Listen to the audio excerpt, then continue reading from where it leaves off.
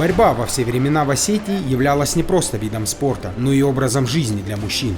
Ее невероятная популярность в республике с каждым годом только возрастала. И как в любом спортивном направлении, в осетинской борьбе есть первопроходец. Тимирбулат Кануков в Осетии личность легендарная. Непобедимый богатырь, чей рост составлял 2 метра 28 сантиметров при весе в 220 килограмм. Этот великан вызывал ужас у своих соперников еще до выхода на ковер. Он многократно побеждал лучших борцов своего времени. И именно при Канукове стали зарождаться борцовские традиции в Осетии. В 1976 году в канадском Монреале на высшую ступень олимпийского пьедестала поднялся Сослан Андиев. С тех пор в маленькой горной республике началась борцовская лихорадка. На любого мальчишку, чья нога не ступала на борцовский ковер, смотрели с непониманием.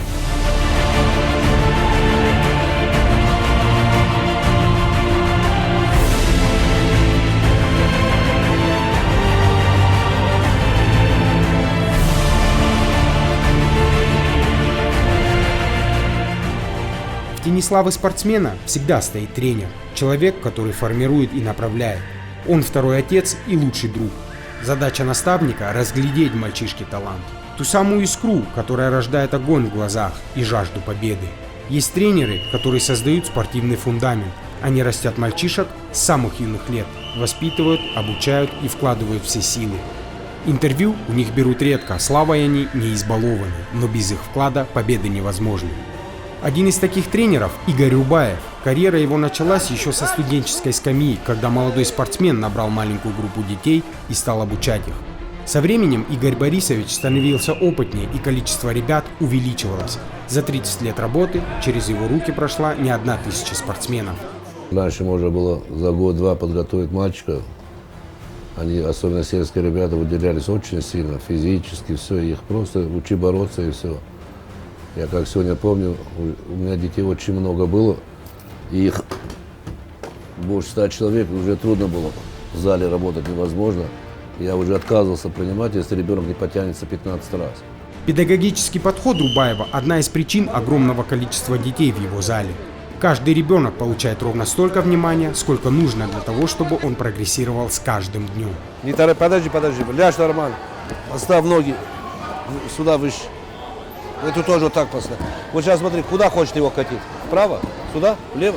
Вот обмани вот сюда, просто так покажи движение. И резко в другую сторону ставь. А ты успей защититься туда. Во, выбивай сильнее. Вот так. Понял? Особенная методика используется при подготовке самых маленьких борцов. Я всегда учу так, что ребенок не понимает, он 7-8 лет пришел, он не понимает, что такое борьба. Ему это не интересно. Ребенок. Ему хочется поиграть, все. Самое главное – ребенка втянуть, чтобы он любил тренера. Я не сомневаюсь в этом, что 90% учеников, хотя я очень жесткий, но они меня любили не меньше, чем отца, наверное. Ребенок должен полюбить тренера и бежать к тренеру на тренировке. А там уже, когда подрастает, он уже понимает, что такое борьба. А в ребенке самое главное качество, я считаю, что трудолюбие. Воспитанниками Игоря Рубаева являются олимпийские призеры братья Тигиевы, олимпийский чемпион Сослан Рамонов и чемпион мира Хетик Цаболов. Это далеко не все победители, в которых Рубаев вложил большой труд и усилия. Победитель игр в Рио-де-Жанейро Сослан Рамонов попал в зал Игоря Борисовича, будучи совсем мальчишкой. Вместе с братом Гамлетом он приходил на тренировки, не зная, какой спортивный путь ему уготован судьбой. Это поколение было очень хорошее. И, как говорится, когда есть спарринг-партнеры, все, там очень ребята много было. Те же близнецы Джанаевы были там, старший сын мой, все. И они были такие, очень группа такая серьезная была. Он всегда, он уже по юношам своим годом боролся.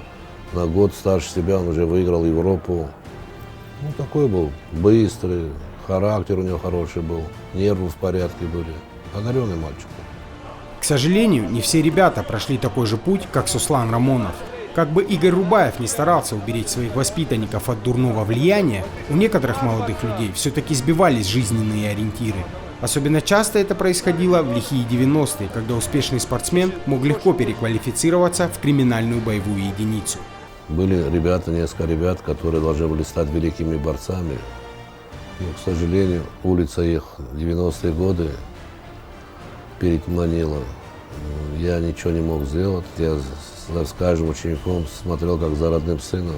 Они у меня толпами и жили со мной и на квартире. Такие были Золкоев, это был талантливейший мальчик. Того же Фарнева, этих, кого только он не выигрывал. За какой-то месяц-два после чемпионата мира приехали, когда первенство мира.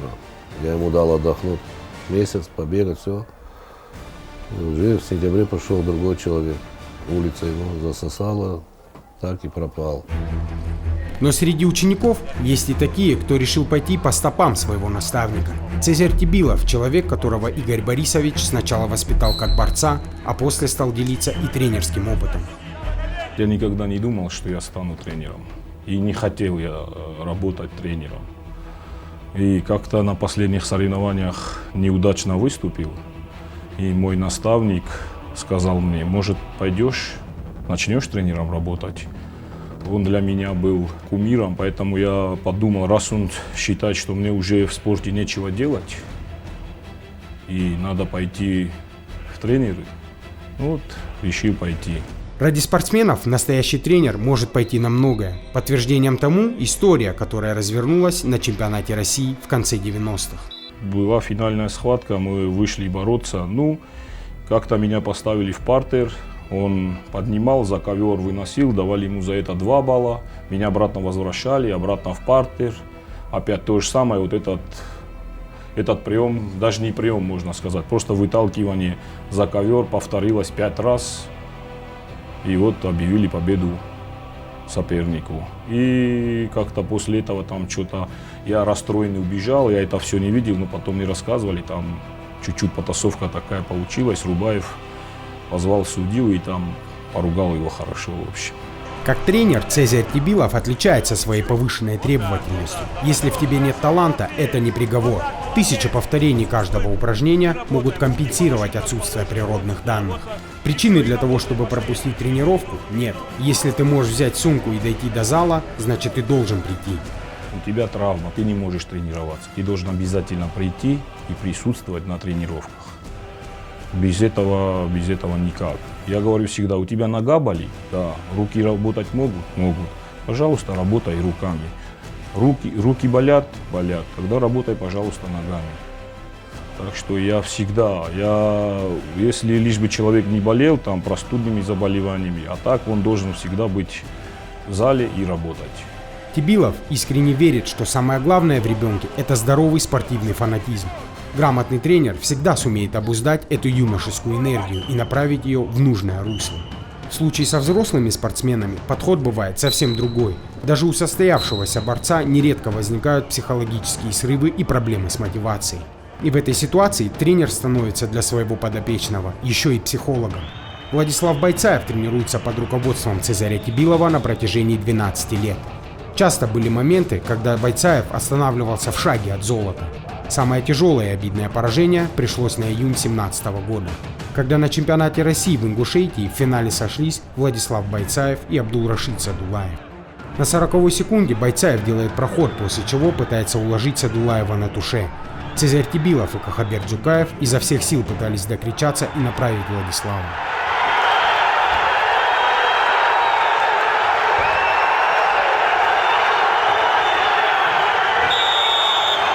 При счете 4-1 Бойцаев опять делает проход, и камера ловит взгляд Садулаева, в котором читается недоумение и растерянность. Впервые в жизни Садулаев проигрывал с такой разницей. Мгновенно собравшись, борец из Дагестана заходит за спину и дважды выполняет накат. Счет становится 7-4, и Бойцаеву нужно отыгрывать отставание.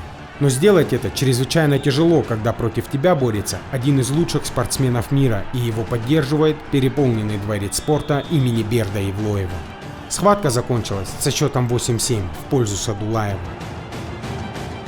Первая встреча, когда у них состоялась, это чемпионат России в Назрани. Если взять и еще раз эту схватку пересмотреть, то там Бойцаев его обыграл. Выиграл Бойцаев его. Да, просто судьи.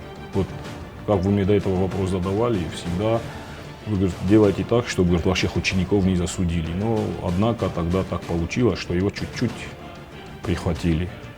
И хотя во Владикавказе традиционно сильные наставники, на соревнованиях республиканского уровня активное сопротивление им оказывают тренеры правобережного района. В спортзале имени Бесика Кудухова на 3 коврах оттачивают свои навыки борцы из Беслана и ближайших сел. Всего под руководством Тотраза Арчегова тренируется более 100 спортсменов. В работе с детьми у него своя специфическая методика. Пришел ребенок, ему там 7 лет даже. Если я в нем что-то вижу, я его сразу подзываю, я данные беру. Если он даже перестанет ходить, через какое-то время я его обратно запрашиваю. И если я смог его уговорить, если я в нем что-то вижу, из него может получиться хороший спортсмен. Если я его уговорить не смог, завлечь не смог, ну, значит, не смог, вот так будем говорить. Плохо старался, не смог найти вот этот подход. Благодаря усилиям Арчегова в Осетии стало еще на одного чемпиона мира больше. Хотя звезда Заурбека Сидакова могла и не зажечься. После бесланской трагедии родители юного Заурбека были против того, чтобы их сын продолжал ходить на борьбу. Но тренеру удалось уговорить маму мальчика отпустить сына на тренировки. Мама теракты, там сколько времени прошло, там несколько месяцев, вот, и Саштар нас сидит. Это что эффект он уже, ну надо ходить, что. Масалон Байд это, каждый тренер же видит, вот в нем стержень есть. Сейчас Сидаков является одним из самых лучших борцов нашей республики. Он действующий чемпион мира и доминирующий борец Веси Сайтиева. На чемпионате мира в Будапеште на долю Заурбека выпало тяжелое испытание. В весовой категории 74 килограммов по традиции выступать неимоверно тяжело. А когда в турнирную сетку с тобой попадают Джордан Барроуз и Франк Чамизо, то для того, чтобы выиграть, нужно показать все, на что ты способен. На стадии 1/8 Сидаков вышел на ковер против олимпийского чемпиона и действующего чемпиона мира американца Барроуза. За 8 секунд до конца схватки американец получил 2 балла за перевод в партер, но Заурбек не запаниковал и настроился на последнюю атаку.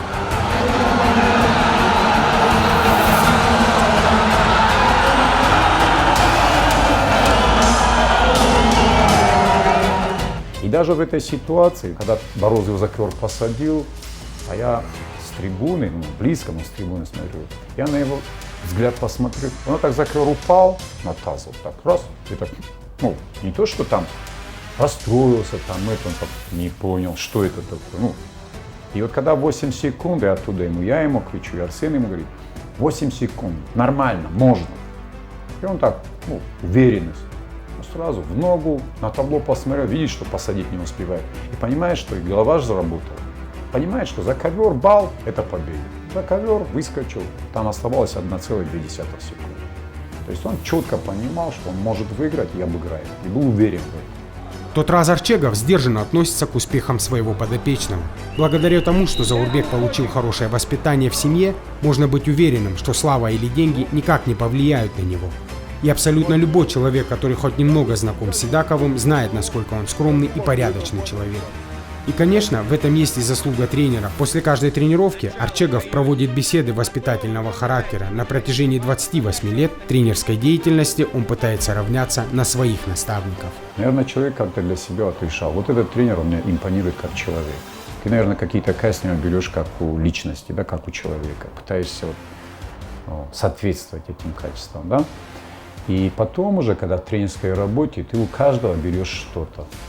Я думаю, что у Казбека Идикаева, да, очень многого можно поучиться.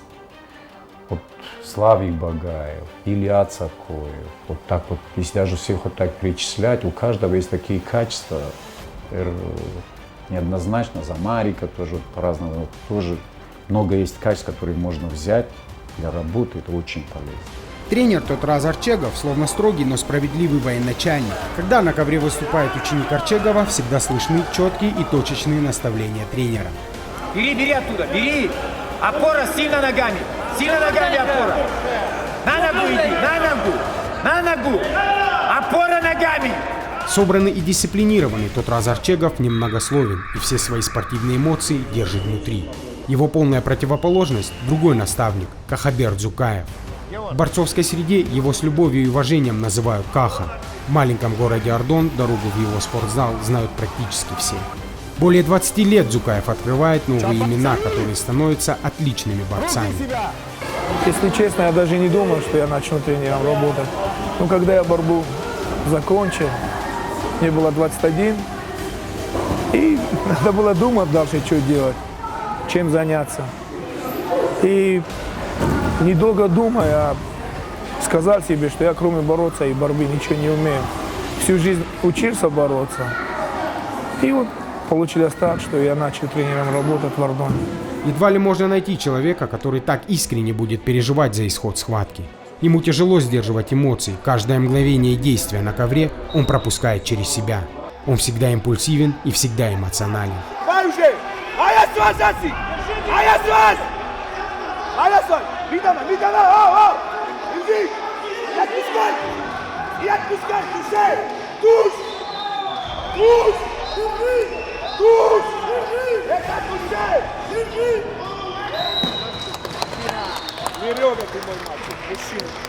Честно, я иногда не замечаю, как это у меня со мной происходит.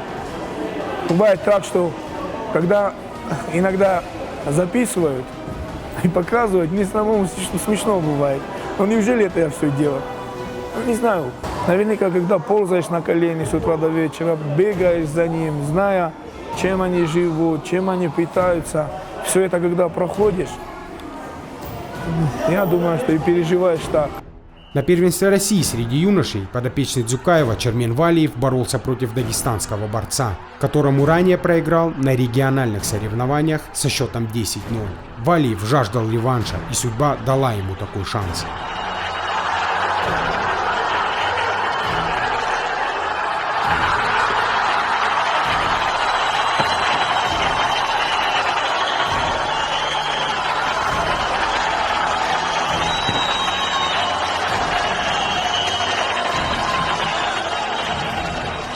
У него глаза горели, и он действительно, говоря эти слова, вот видно было, что он хочет этого и сделает.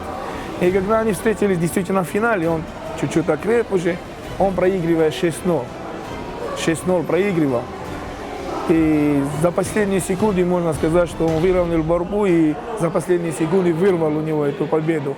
Я выбежал и обнял его там. Для каждого мальчика, переступившего порог борцовского зала, тренер становится вторым отцом. Отцамазу Санакоеву было 10 лет, когда его тяжело больной отец пришел в дом к Ахаберу Дзукаеву и попросил присмотреть за его сыном. Через 1,5 месяца отец Санакоева ушел из жизни, а Каха по сей день держит данное ему слово. Я его воспитывал как своего сына. Я его всегда оберегал, кормил. Ну, не знаю. Всегда говорят, что Каха любит больше всех Отцамаза. Он меня практически с малых лет поставил на ноги, дал мне, как говорится, дал мне путь в жизнь. И вот до сих пор я здесь и занимаюсь у Ахабера Шотаевича. Его знают и уважает весь Ардон. Когда дети собираются на соревнования в другие регионы, то первым делом интересуются, едет ли Ахабер Шотаевич с тренерским составом. Ведь он обязательно накормит и купит кучу сладостей.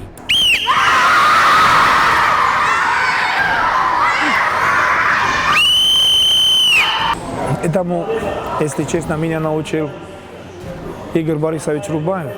Он такой человек, что он свою последнюю копейку вытащит, свою личную, и детей голодных не оставит.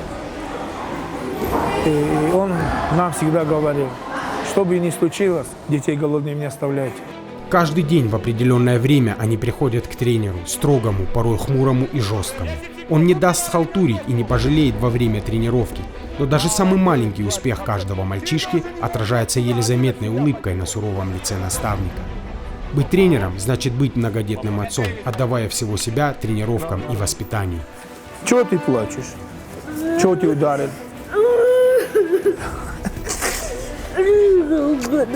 Да? Мама, где это болит? Где у тебя болит? Что случилось? Ты что, не мужчина? Почему ты плачешь? А? Я как говорил, что трус здесь не может бороться. А ну соберись и поборись как мужчина.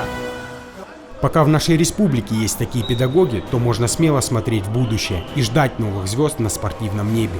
В настоящее время вольная борьба в Осетии переживает не самые лучшие времена. Это и проблемы с финансированием, и смена поколений. Но с помощью таких наставников есть уверенность в том, что смена придет и будет на высоком олимпийском уровне.